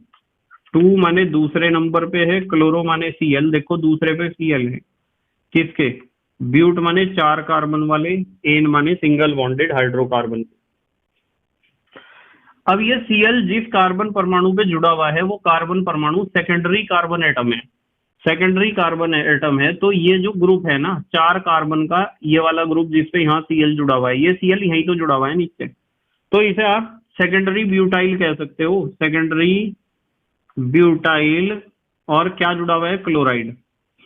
सामान्य नाम ये लिखा मैंने, ऊपर वाला तो IUPAC नाम है 2 क्लोरोब्यूटेन, और नीचे वाला है सामान्य नाम 2 डिग्री ब्यूटाइल क्लोराइड, या द्वितीयक ब्यूटाइल क्लोराइड, या सेकेंडरी ब्यूटाइल क्लोराइड। अब यहाँ बच्चे जो है ना, बच्चों की गरारी जाम हो जाती है यहाँ कि यार चलो इसे गर्म करके देख रहे एल्कोहलिक KOH के साथ क्या होगा। तो यहाँ गरारी जाम पता क्यों हो जाती है, यहाँ पेच पता क्यों फंस जाता है, कि बच्चे सोचते हैं कि चलो यार हमें पता है HCl निकलेगा, हमने लिख दिया HCl, Cl तो ये वाला निकल गया। अब H कहाँ से निकाल रहे हैं? H इस कार्बन से निकाल रहे हैं या इस कार्बन से निकाल रहे हैं? कहाँ से निकालना चाहिए H? इस कार्बन के पास 3 हाइड्रोजन है, इस कार्बन के पास 2 हाइड्रोजन है। तो हमेशा आपको एक बात ध्यान रखनी है कि सबसे ज्यादा वो प्रोडक्ट बनेगा, यानी कि सबसे ज्यादा हाइड्रोजन वहां से निकलेंगे जहां हाइड्रोजन परमाणुओं की संख्या क्या होगी? कम होगी। इधर हाइड्रोजन परमाणु 3 है, इधर कितने हैं? 2। तो यहां से हाइड्रोजन निकलेगा, ना कि यहां से। यहां से निकलेगा तो बहुत कम परसेंटेज का प्रोडक्ट बनेगा। अब बच्चों के दिमाग में आता है कि सर आपने बता दिया, चलो ठीक है, आपने कहा कि Cl यदि यहां से निकल रहा तो हाइड्रोजन लेफ्ट या राइट दोनों डायरेक्शन में, दोनों दिशाओं में देख लो, जिधर हाइड्रोजन आपको कम नजर आ रहे हैं वहां से हाइड्रोजन निकाल लो। मैं कहूंगा यहां से निकाल लेंगे, इधर 3 है इधर 2 है, तो HCl निकल गया। मेन प्रोडक्ट क्या आया? CH3 सिंगल बॉन्ड, यहाँ क्या बचा? CH, फिर डबल बॉन्ड आ जाएगा बीच में, क्योंकि दोनों पे से एक एक निकला तो ये सिंगल बॉन्ड डबल बॉन्ड में कन्वर्ट हो गया। यहाँ क्या बचा? CH, फिर सिंगल बॉन्ड, यहाँ क्या बचा? CH3। भाई 1 2 3 4 कितने कार्बन है? 4। ब्यूट कौन से नंबर पे डबल बॉन्ड है? दूसरे नंबर पे। डबल बॉन्ड को क्या कहते हैं? ईन। ब्यूट 2 ईन इसका नाम है, IUPAC। अब एक बात तो आप कान खोल के सुन लो कि जो मैंने नियम बताया आपको कि क्लोरीन हो या कोई सा भी हेलोजन हो, उसके साथ हाइड्रोजन उस कार्बन से निकलेगा जहां हाइड्रोजन कम होंगे, या 3 है या 2, कम वाले से निकलेगा। इस नियम को बताने वाले वैज्ञानिक का नाम आपको ध्यान रखना है, सैटजेफ। क्या नाम था? सैटजेफ। तो बेटे ये सैटजेफ का नियम है। किसका नियम है? सैटजेफ का, जो मैं आपको समझा रहा हूं। किसका नियम है बेटे? सैटजेफ का नियम। ठीक है, सैटजेफ पता नहीं किस तरीके से, अलग अलग तरीके से नाम छपा होगा आपकी बुक्स में, पर मैंने आपको बता दिया, आप पहचान लेना। जैसे थॉमसन का नाम कहीं टॉमसन छपा होता है, कहीं थॉमसन छपा होता है, कहीं JJ थॉमसन छपा होता है, कहीं टॉमसन छपा होता है। तो इसमें कंफ्यूजन नहीं होना चाहिए, कभी आप कंफ्यूज हो जाओगे टॉमसन कोई और है और थॉमसन कुछ और है। इसी तरह सैटजेफ का नियम को सैट टै की जगह टै भी लिख सकते हैं, सैटजेफ का नियम, एक ही बात है। अब मैं आपको यहाँ एक बात क्लियर कर दूं कि इस Cl के साथ जो हाइड्रोजन निकला वो यहाँ से क्यों नहीं निकला, यहाँ से क्यों निकला। क्लियर करूं, ये बात मैंने समझा रखी है आपको पहले भी। मैंने आपको समझा रखा कि प्राइमरी हाइड्रोजन से ज्यादा सेकेंडरी हाइड्रोजन विस्थापनीय गुण रखते हैं, और सेकेंडरी हाइड्रोजन से ज्यादा क्रियाशील या विस्थापित होने को तैयार कौन है? Tertiary hydrogen. और क्वाटरनरी कार्बन एटम पे तो हाइड्रोजन होते ही नहीं है। तो यदि आप इस Cl के इधर देखो, ये प्राइमरी कार्बन है, और प्राइमरी कार्बन पे जितने भी हाइड्रोजन अटैच हैं सारे प्राइमरी हाइड्रोजन है। तो प्राइमरी हाइड्रोजन तो कम क्रियाशील होते हैं, और इधर वाले इस Cl से राइट वाले कार्बन को देखो तो कार्बन 2 कार्बन से अटैच है, सेकेंडरी कार्बन है। सेकेंडरी कार्बन है तो इससे अटैच हाइड्रोजन भी तो सेकेंडरी हाइड्रोजन होंगे। और मैंने आपको सिखा रखा है पिछले वीडियोस, यदि आप निश्चित क्रम में देखते हो तो आपको पता है कि सेकेंडरी हाइड्रोजन प्राइमरी हाइड्रोजन के मुकाबले ज्यादा विस्थापनीय गुण रखता है, यानी कि हटने को पहले ही तैयार रहता है। और यदि यहाँ कहीं टर्सरी हाइड्रोजन मिल जाता ना हमें इस Cl के साथ, बराबर में कहीं भी तृतीयक हाइड्रोजन मिल जाता, तो तृतीयक हाइड्रोजन सेकेंडरी हाइड्रोजन से भी पहले ही हटने को तैयार होता, सबसे ज्यादा परसेंटेज में वही प्रोडक्ट बनता। और क्वाटरनरी कार्बन एटम या चतुर्थक कार्बन परमाणु पे तो हाइड्रोजन एटम प्रेजेंट होता ही नहीं, आपको पता है। इसका मतलब यहाँ लॉजिक वो ही लगाया है जो हमने पहले से सीखा है। मतलब हमारी जो पढ़ाई है ना बेटे, चाहे किसी भी सब्जेक्ट की पढ़ाई आप कर रहे हो, सारी पढ़ाई एक दूसरे से संबंधित होती है। इसीलिए मैं बार बार कहता हूं कि एक निश्चित क्रम में आपको पढ़ना चाहिए। यदि क्रम को निश्चित नहीं रखोगे तो बहुत ज्यादा समस्याएं पैदा हो जाएंगी आपके सामने। ठीक है बेटे, तो इस तरीके से आपको पता चला कि सैटजेफ का नियम क्या है। ठीक है बेटे। अच्छा एक काम करो आप, चलो कितने नंबर हुए? 7। 8वां भी लिख दूं, अभी जगह है यहाँ। आप लिखोगे धातुओं के साथ अभिक्रिया। धातुओं से क्रिया लिख दो, रिएक्शंस विद मेटल। 1-2 रिएक्शन इसमें सीखनी है, जो अच्छे अच्छे रिएक्शन है मैं सिखाऊंगा। ये आपको कौन कौन से एग्जाम में ज्यादा पूछे जाते हैं। जैसे हमारे पास ये RX है, एल्काइल हैलाइड, और इसकी आप मैग्नीशियम से क्रिया करने जा रहे हो। मैग्नीशियम तो एक धातु है ना, सेकंड ग्रुप का मेटल है। ईथर की उपस्थिति में आप रिएक्शन कर रहे हो और गर्म कर रहे हैं। ईथर की उपस्थिति में एक तरह के उत्प्रेरक का काम करेगा। तो प्रोडक्ट क्या होगा, मैग्नीशियम की संयोजकता 2 है तो बीच में एडजस्ट हो जाएगा। प्रोडक्ट बनेगा RMgX। बहुत काम की चीज है RMgX। 11th में और 10th में आपने इसका नाम सुना होगा। RMgX होता है बेटे ग्रिगनार्ड। यहां लिख दूं मैं ग्रिगनार्ड अभिकर्मक। क्या नाम है, ग्रिगनार्ड अभिकर्मक या ग्रिगनार्ड रिएजेंट। अच्छा, इसका नाम बताऊं क्या है। वैसे ग्रिगनार्ड अभिकर्मक तो RMgX को कह दिया, पर यदि इसका नाम एग्जैक्टली कोई पूछे तो R माने तो होता है एल्काइल, Mg माने होता है मैग्नीशियम और X का मतलब होता है हैलाइड। तो ये नाम इसका आप ले सकते हो यदि अलग अलग सबके नाम लेने हो। भाई कोई सा भी R हो, कोई सा भी X हो, सबको मिला के आप ग्रिगनार्ड रिएजेंट कह सकते हो। पर यदि आप R भी बता रहे कि ये मिथाइल है, इथाइल है, तो उसका नाम तो मिथाइल इथाइल की तरह, एल्काइल की तरह लिखेंगे। मैग्नीशियम तो मैग्नीशियम है ही। X में FCl BRI फ्लोराइड क्लोराइड जो भी आ रहा है उसका नाम आप हैलाइड की तरह लिखेंगे। तो आप इसे एल्काइल मैग्नीशियम हैलाइड को क्या कहते हो, ग्रिगनार्ड अभिकर्मक कहते हो। ठीक है बेटे।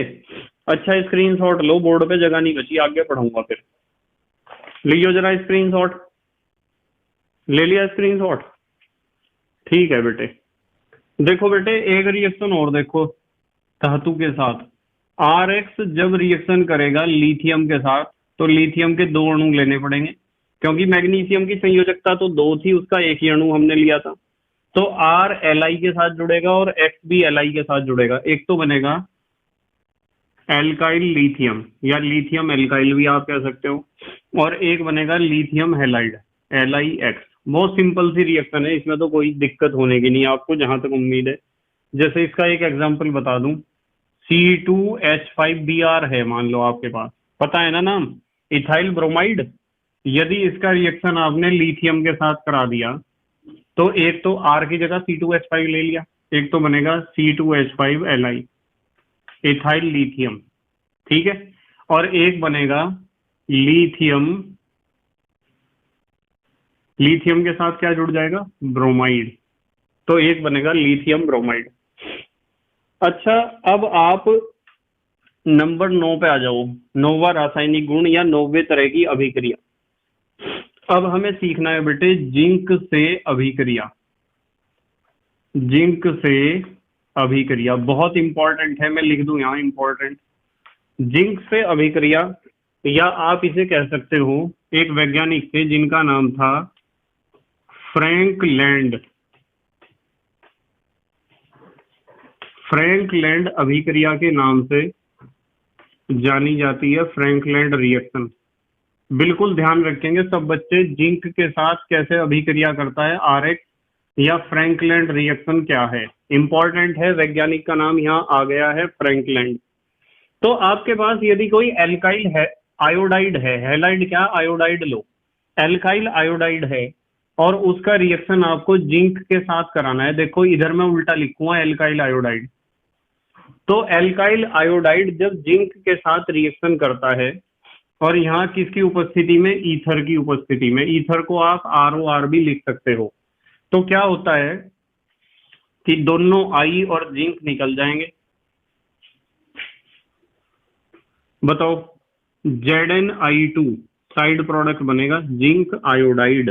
क्या नाम है इसका, जिंक आयोडाइड। मेन प्रोडक्ट क्या बनेगा, R bond R। R bond R main product है जिसे आप कहते हो एल्केन। क्या कहते हो, एल्केन। भाई R बॉन्ड H हो या R बॉन्ड R हो, दोनों का मतलब एल्केन ही तो होता है। अच्छा, इसका एक एग्जांपल ले लो आप, जैसे C2H5I, पता है ना नाम क्या है, इथाइल आयोडाइड। जब इसका जिंक के साथ रिएक्शन करते हैं, यहां भी लिख लो इथाइल आयोडाइड। इथाइल आयोडाइड के 2 अणु लेने हैं और ईथर की उपस्थिति में रिएक्शन होती है। ईथर एक तरह के उत्प्रेरक का काम करता है। तो क्या होगा बेटे, क्या बनेगा बताओ, C2H5 सिंगल बॉन्ड C2H5 ठीक है, प्लस साथ में साइड प्रोडक्ट क्या बनेगा, ZnI2, जिंक आयोडाइड। अब देखो बेटे ध्यान से, C4H10 ही तो लिखा हुआ है, 4 कार्बन परमाणु है तो ब्यूट एन, तो ये C4H10 ब्यूटेन है। और ये क्या था हमारे पास, ये था हमारे पास इथाइल आयोडाइड। तो इथाइल आयोडाइड से ब्यूटेन बनाने का अच्छा तरीका है फ्रैंकलैंड अभिक्रिया। अब एक थोड़ी सी बात एक ध्यान रखनी है आपको, ये बात ध्यान रखनी है कि आप फ्रैंकलैंड रिएक्शन में आयोडाइड ही लिख के आओगे तो ज्यादा ठीक रहेगा, क्योंकि मैंने आपको सिखा रखा है कि यदि मैं कहूं RF RCl RBr RI, ये बॉन्ड तो आपको पता ही है, मुझे यूं बताओ इन बॉन्ड में सबसे ज्यादा मजबूत कौन सा है, तो आप एकदम बता दोगे ये वाला बॉन्ड मजबूत है, मैंने सिखा रखा है इसलिए आप बता दोगे। अब मैं पूछूंगा कि क्यों है मजबूत, तो आप कारण भी बहुत सारे बता दोगे इसके, क्योंकि पिछले वीडियोस में बेटे हमने डिस्कस कर रखा है। मैं पूछूंगा यार इन 4 बॉन्ड्स में सबसे कमजोर कौन सा है, तो आप एकदम बता दोगे सर ये वाला बॉन्ड सबसे कमजोर है। यानी कि एल्काइल ग्रुप का आयोडीन के साथ बना हुआ बॉन्ड कमजोर होता है, क्योंकि आयोडीन का साइज बड़ा है तो बॉन्ड का लेंथ ज्यादा है, बॉन्ड लेंथ ज्यादा है तो जितना लंबा बॉन्ड होगा उतना कमजोर होगा, तो ये बॉन्ड ज्यादा टूटता है। और इसकी इलेक्ट्रोनेगेटिविटी वैद्युत ऋणात्मकता भी आयोडीन की बहुत कम होती है। इसलिए आपको ध्यान रखना है कि फ्रैंकलैंड रिएक्शन में यदि आप एग्जाम्पल लिख के आओगे तो आपको एग्जाम्पल एल्काइल आयोडाइड के ही लिखने हैं, क्योंकि एल्काइल आयोडाइड ज्यादा क्रियाशील होता है, जिंक उसके साथ आसानी से रिएक्शन कर लेता है। ठीक है, वैसे आप यदि यहाँ इस रिएक्शन में कोई सा भी RX लिख के आओगे तो भी कोई दिक्कत नहीं है, पर कोई कोई टीचर ऐसे हैं जो आपकी वीकनेस को पकड़ लेंगे, इसलिए आप आयोडाइड वाला ही एग्जाम्पल आपको लिख के आना है वहां। ठीक है बेटे, तो 10वें नंबर पे आगे चलो, ध्यान से समझियो जरा। अब 10वां नंबर का जो रिएक्शन है वो भी इंपॉर्टेंट है बेटे। अब हम सीखेंगे सोडियम से क्रिया, सोडियम धातु से कैसे क्रिया करता है RX। और बेटे मैं आपको बताऊं, इस अभिक्रिया का नाम आपने पहले भी सुना होगा 10वीं में और 11वीं में भी, इसे कहते हैं वुड्स अभिक्रिया या वुड्स रिएक्शन। ठीक है बेटे, बहुत इंपॉर्टेंट रिएक्शन है, किसी ना किसी सेट में हर साल मिलती है, जितने भी सेट आपके स्टेट में बनते हैं एग्जाम के लिए बोर्ड के, तो कम से कम 2 या 3 सेट में ये वाला क्वेश्चन आया रहता है, हमेशा ध्यान रखना। सोडियम से क्रिया या वुड्स रिएक्शन, ठीक है, बहुत आसान है। देखो फ्रैंकलैंड जैसी रिएक्शन है, RX + 2Na + RX, देखो उल्टा करके लिखा, यहाँ भी RX, यहाँ जिंक था, यहाँ 2 सोडियम, बस बिल्कुल ऐसा ही रिएक्शन है, ईथर की प्रेजेंस में ही होगा जैसे वह हुआ था ऊपर वाला रिएक्शन।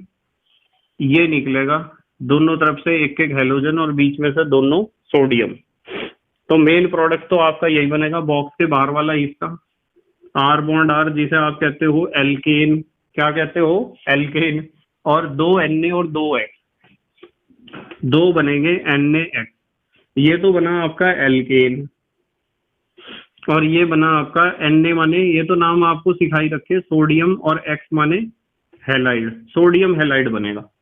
बहुत इंपॉर्टेंट रिएक्शन है बेटे, बहुत इंपॉर्टेंट। जैसे मैं आपको कह दूं, अब देखो एक बात बताता हूँ, यहाँ मैंने RI लिखा, क्या मैं यहाँ RX नहीं लिख सकता था जैसे यहाँ लिखा RX, वहां RI इसलिए लिखा। आप जिंक और सोडियम को देख तो लो दोनों को, जिंक इतना ज्यादा क्रियाशील नहीं है जितना सोडियम है, सोडियम तो बहुत ज्यादा क्रियाशील धातु है, यदि सोडियम को हवा में रख दोगे तब हवा से रिएक्शन कर जाएगी, आग लग जाएगा सोडियम, और पानी में रख दोगे तो पानी से रिएक्शन। पर जस्ता या जिंक तो ऐसा नहीं करता, जिंक कम क्रियाशील है, इसलिए जरा इसे कमजोर बॉन्ड चाहिए, इसलिए मैंने RI लिखा है। और सोडियम अधिक क्रियाशील है, इसे कोई सा बॉन्ड दे दो सारे बॉन्ड तोड़ देगा, कोई सा बॉन्ड दे दो, इसलिए यहाँ X लिखा है, X की जगह चाहे कुछ लिखते रहिए, आपकी मर्जी है। जैसे मैं आपको कहूं कि हमारे पास मान लो C2H5Br है, C2H5Br, ठीक है, इथाइल ब्रोमाइड है ना, पता है ना सबको क्या है ये, इथाइल ब्रोमाइड।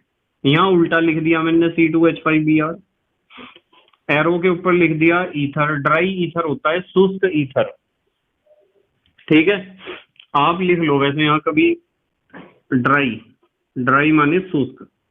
तो क्या होगा, C2H5 सिंगल बॉन्ड C2H5, यूं बताओ C4H10 लिख दूं क्या इसे बेटे, C4H10 लिख सकता हूं ना मैं भाई। कार्बन कितने हैं, 2 और 2 4, हाइड्रोजन 5 और 5 10। आप चाहे C2H5 सिंगल बॉन्ड C2H5 लिख दो या C4H10 लिख दो। 2 Na है 2 Br हैं, ये लिख दिया 2NaBr। बताओ क्या बना ये, ब्यूटेन। क्या बना बेटे, ब्यूटेन। और ये क्या था, इथाइल ब्रोमाइड। 2 अणु थे, एक तो ये और एक ये, और बीच में 2 अणु किसके थे, 2 परमाणु किसके थे, सोडियम के। अच्छा, एक बहुत अच्छी बात बताऊंगा, चलो आपको ध्यान रखना, नोट। क्या ध्यान रखना है कि जो टर्सरी एल्काइल हैलाइड होते हैं ना, टर्सरी एल्काइल हैलाइड, जैसे आप कह सकते हो 3 डिग्री RX, यह अभिक्रिया नहीं देते हैं। ध्यान रखोगे, कभी आप टर्सरी एल्काइल हैलाइड पे भी आप वुड्स रिएक्शन लिख के आ जाओ, वहां टर्सरी एल्काइल हैलाइड पर वुड्स रिएक्शन नहीं लिखनी है। अच्छा, एक चीज और बताऊं तुम्हें, ध्यान से समझियो, जरा ध्यान से समझियो। मान लो आपने एक तो ले लिया CH3Br, एक तो ये ले लिया CH3Br, और 2 ले लिए सोडियम। ध्यान से समझियो, बच्चों का खेल नहीं खेल रहे बिल्कुल भी, दिमाग की जरूरत पड़ने वाली, बच्चों का खेल बिल्कुल नहीं खेल रहे। CH3Br ले लिया, 2 सोडियम ले लिए, और एक ले लिया CH2CH3 लिख दूं यहाँ, C2H5Br, और यहाँ मैंने एरो का निशान लगा दिया, ऊपर लिख दिया ड्राई ईथर, ड्राई ईथर लिख दिया करो। तो ऐसी स्थिति में बच्चे कंफ्यूज हो जाते हैं कि सर यहाँ क्या बनेगा। मैं बताता हूँ क्या बनेगा, ये चीज तो आपको नजर आ रही, -2 NaBr, या कितने भी NaBr लिख लो, 2 लिखो या ना लिखो, ये तो साइड प्रोडक्ट बन गया। अब आप समझना पड़ेगा आपको ध्यान से। देखो क्या होता है, जब आप अलग अलग तरह के RX लेते हो, जैसे एक तो CH3Br ले लिया, एक C2H5Br ले लिया, ये C2H5 जो है देखिए जरा, C2H5, ये मिथाइल ब्रोमाइड है, ये इथाइल ब्रोमाइड है। यदि अलग अलग तरह के RX लेके उनकी सोडियम से रिएक्शन ड्राई ईथर की उपस्थिति में, शुष्क ईथर की उपस्थिति में आप कराते हो, तो वहां 3 स्थितियां डेवलप होती हैं, 3 स्थितियां। दिमाग खोल के सुन लियो इस बात को बिल्कुल एकदम। क्या होता है कि CH3Br से भी तो रिएक्शन कर सकता है। कैसे कर सकता है, जैसे मैं आपको कह दूं कि एक CH3Br ने दूसरे CH3Br और बीच में 2 सोडियम को लेकर रिएक्शन कर ली, और प्रोडक्ट क्या बन गया। जब 2 CH3Br इसमें हिस्सा लेंगे तो ये बनेगा प्रोडक्ट, क्या बनेगा ये, जिसे आप कहते हो 2 कार्बन वाला एल्केन, इथेन। और ऐसा भी तो हो सकता है कि C2H5Br की C2H5Br से ही रिएक्शन हो जाए, जैसे ये लिखी हुई C2H5Br की C2H5Br से ही रिएक्शन हो जाए 2 सोडियम को लेके, तो क्या बनेगा, तो बनेगा, देखो ध्यान से देखियो, CH3 CH2 CH2 CH3, यानी कि CH3 CH2Br CH3 CH2Br से जब रिएक्शन करेगा तो ये कितने कार्बन, 2 कार्बन एक के और 2 कार्बन एक के, 4 कार्बन हो जाएंगे। इसे चाहे तो आप सीधा लिख देते C4H10, एक इस तरह का प्रोडक्ट बनेगा। और बेटे ऐसा भी तो हो जाएगा, जैसे यहाँ नजर आ रहा कि एक तो CH3Br है, एक C2H5Br है, इन्होंने दोनों ने आपस में रिएक्शन करी तो कितने कार्बन वाला एल्केन बनेगा, 1 2 3 कार्बन वाला। तो यहाँ बनेगा CH3 CH2 CH3, यानी प्रोपेन। इसका मतलब ये है कि यदि आप अलग अलग तरह के या 2 तरह के एल्काइल हैलाइड या हेलो एल्केन या RX लोगे, वुड्स रिएक्शन में सोडियम के साथ रिएक्शन कराओगे ड्राई ईथर के साथ, तो आपको 3 तरह के प्रोडक्ट मिलेंगे। दोनों इसके दो अणु RX यानी CH3Br के साथ रिएक्शन होने के कारण, दो अणु इसके आपस में रिएक्शन होने के कारण, और एक अणु इसका आपस में रिएक्शन होने के कारण, यानी कि ये तो बना, 2 कार्बन है तो एथेन इथेन बनेगा, 4 कार्बन है तो ब्यूटेन ब्यूटेन बनेगा, और यहाँ बेटे 3 कार्बन है तो प्रोपेन प्रोपेन बनेगा। ये बात आप अपने दिमाग में जरूर घुसा लियो। यदि आपको एक ही तरह का प्रोडक्ट चाहिए ना, एक ही तरह का प्रोडक्ट चाहिए, तो आपको RX यानी कि इधर वाला RX और इधर वाला RX दोनों एक जैसे लेने चाहिए, तो आपको एक ही तरह का प्रोडक्ट मिलेगा। और यदि आपने इधर वाले RX और इधर वाले RX को अलग अलग तरह का ले लिया, तो प्रोडक्ट आपको एक तरह का नहीं मिलने का, प्रोडक्ट आपको 2 तरह के नहीं मिलने के, प्रोडक्ट 3 तरह के मिलेंगे। प्रोडक्ट माने उत्पाद, क्रियाफल, 3 तरह के क्रियाफल या प्रोडक्ट आपको मिलने जा रहे हैं। ठीक है बेटे, अच्छा स्क्रीनशॉट लो जल्दी से, फिर अगली बात करेंगे। ले लिया स्क्रीनशॉट? ठीक है, एक बात बताऊंगा बेटे, बहुत अच्छी ध्यान से समझना। चलो नोट लिख दूं मैं यहाँ, नोट। बेटे यदि हम आजकल की बात करें, यानी कि नाउअडेज, आजकल असममित यानी एसिमेट्रिक असममित एल्केन बनाने के लिए, असममित एल्केन बनाने के लिए एक नई रिएक्शन का प्रयोग हम करते हैं, जिसे कहते हैं कोरे हाउस अभिक्रिया या कोरे हाउस रिएक्शन। कोरे हाउस अभिक्रिया का प्रयोग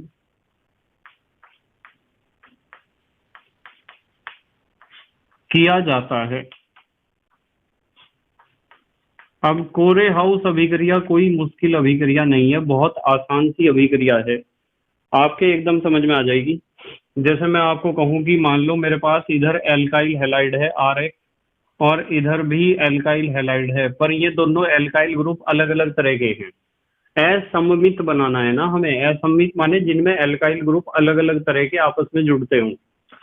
देखो ये R है तो ये R डैश है, तो यदि इन दोनों का आप कपलिंग करा दोगे, यानी इन दोनों को जोड़ दोगे, इनका युग्मन कराओगे, तो क्या होता है कि यहाँ से X2 निकलता है, जैसे F2Cl2Br2Y2। मेन प्रोडक्ट आपका आ जाता है R डैश, और यहाँ निकल जाती है एक गैस X2। कौन सी गैस? X2 निकल जाती है। R डैश जो है बेटे एल्केन है। क्या है? एल्केन। बस एक थोड़ी सी बात ये ध्यान रख लेना, मैंने यहाँ बताया कोरे हाउस अभिक्रिया। अब आगे हम नंबर 11 पे, नंबर 11 पे हमें सीखना है बेटे अपचयन, या आप कह सकते हो रिडक्शन, अपचयन या रिडक्शन। तो यदि आप अपचयन या रिडक्शन की बात करोगे, बहुत आसान है। एक चीज मैं आपको बताऊंगा कि मान लो आपके पास कोई एल्काइल हैलाइड है और आप उसका अपचयन करना चाह रहे हो, मैं लिख दूं 2H। नवजात हाइड्रोजन से आपका उसका क्या करना है? अपचयन करना है। तो बिल्कुल ध्यान से समझना, जब भी अपचयन करना हो तो इस बॉन्ड को तोड़ना है। 2H है, एक H इधर जोड़ना है, एक H इधर जोड़ना है, छोटे छोटे से H बनाने चाहिए। और ये रेखा जो बॉन्ड को तोड़ती है, इसे भी बहुत हल्का बनाना चाहिए। ये क्या बना? RH। RH क्या होगा? एल्केन प्लस, ये क्या बना? HX। ये क्या होगा? हाइड्रोजन हैलाइड, जैसे HCl, HBr, HI। जैसे एक रिएक्शन देख लो, चलो अच्छा अब एक एग्जांपल देख लो। मान लो आपके पास C2H5Br है, इथाइल ब्रोमाइड, और इसका आपको अपचयन करना है। तो अपचयन करने के लिए कोई अपचायक तो लो गई, जैसे मैं लिख दूं यहाँ लिथियम एल्यूमिनियम हाइड्राइड आपने लिया, जिसने आपको नवजात हाइड्रोजन दिए हैं। तो लिथियम एल्यूमिनियम हाइड्राइड हमने लिया, जिसने हमें क्या दिए हैं? नवजात हाइड्रोजन ये। और इन नवजात हाइड्रोजन ने बॉन्ड तोड़ दिया, एक H इधर एक H इधर, C2H6 तो एक बना, C2H6, और साथ में क्या बना? HBr, हाइड्रोजन ब्रोमाइड एक बना। C2H6 का नाम आपको पता है, 2 कार्बन है, तो एच सिंगल बॉन्ड है एन, इथेन या एथेन आप इसे कह सकते हो। बस मैं आपको एक बात समझाना चाहता हूं, ये लिख दिया नोट। अपचयन तो आप कर ही लोगे, बॉन्ड तोड़ के एक एच इधर एक एच इधर। एक बात समझनी है बेटे कि जो प्रमुख अपचायक है ना, अच्छे अच्छे अपचायक कौन से हैं। अपचायक का मतलब यहाँ है जो नवजात हाइड्रोजन देने वाले हों, ब्रैकेट में लिख दूं नवजात हाइड्रोजन देने वाले, यानी कि कौन कौन से ऐसे कार्बनिक पदार्थ, सॉरी या रासायनिक पदार्थ कह दो, कार्बनिक पदार्थ तो नहीं कहना चाहिए, कौन कौन से ऐसे रासायनिक पदार्थ या अभिकर्मक हैं जो प्रमुख अपचायक का काम करते हैं, यानी कि जिनसे हमें नवजात हाइड्रोजन प्राप्त होती है। ठीक है, कौन कौन से हैं थोड़ा सा ध्यान रखना। एक तो आप हाइड्रोजन के साथ Fe को प्रयोग करोगे, यानी कि आप हाइड्रोजन के साथ किसी भी Fe की जगह मैं लिख दूं संक्रमण धातु। यदि किसी संक्रमण धातु के आप ऊपर हाइड्रोजन का रिएक्शन करा दोगे तो इससे भी आपको नवजात हाइड्रोजन मिलेगी।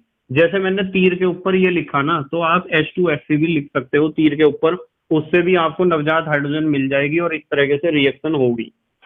जैसे बेटे जिंक और एल्कोहल, जिंक के साथ यदि आप एल्कोहल को मिलाओगे, इथाइल एल्कोहल को, तो भी आपको नवजात हाइड्रोजन मिलेगी और वो नवजात हाइड्रोजन RX का क्या कर देगी, अपचयन कर देगी। जैसे आप जिंक को HCl के साथ मिलाओगे तो भी नवजात हाइड्रोजन आपको मिलेगी। जैसे आप सोडियम को, ध्यान से समझना, सोडियम को एल्कोहल के साथ C2H5OH तो भी आपको नवजात हाइड्रोजन मिलेगी।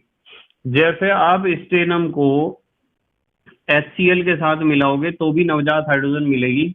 और बेटे लिथियम एल्यूमिनियम हाइड्राइड, इसे किसी में मिलाने की जरूरत नहीं है, ये भी अपने आप में नवजात हाइड्रोजन का एक बहुत अच्छा सोर्स है, स्रोत है। तो ये सारे अपचायक हैं। आप तीर के ऊपर चाहे तो H2Fe लिखो, यहाँ उससे भी नवजात हाइड्रोजन मिल जाएंगी। इनमें से कोई सी भी चीज तीर के ऊपर, एरो के ऊपर लिख सकते हो, उन सब से ही हमें क्या मिलेगी, नवजात हाइड्रोजन। और नवजात हाइड्रोजन इस एक बॉन्ड को तोड़ देगी, एक H इधर जुड़ जाएगा, एक H इधर जुड़ जाएगा और आपको इस तरीके से अपचयन होके प्रोडक्ट मिलेंगे। ठीक है बेटे, अब हमारे देश के प्यारे प्यारे बच्चे जल्दी से स्क्रीनशॉट लेंगे, बाकी मैं पढ़ाऊंगा कल। ठीक है बेटे, ले लिया स्क्रीनशॉट? ठीक है बेटे, तो बच्चों मुझे उम्मीद है कि आज के रिएक्शंस आपकी समझ में आए होंगे कि किस तरीके से हमें रिएक्शंस करने हैं। बस आप रिएक्शंस की जितनी ज्यादा प्रैक्टिस करोगे उतना ही आपको रिएक्शंस करने में मजा आने लगेगा। ठीक है बेटे, तो thank you very much for watching this video. Okay, bye.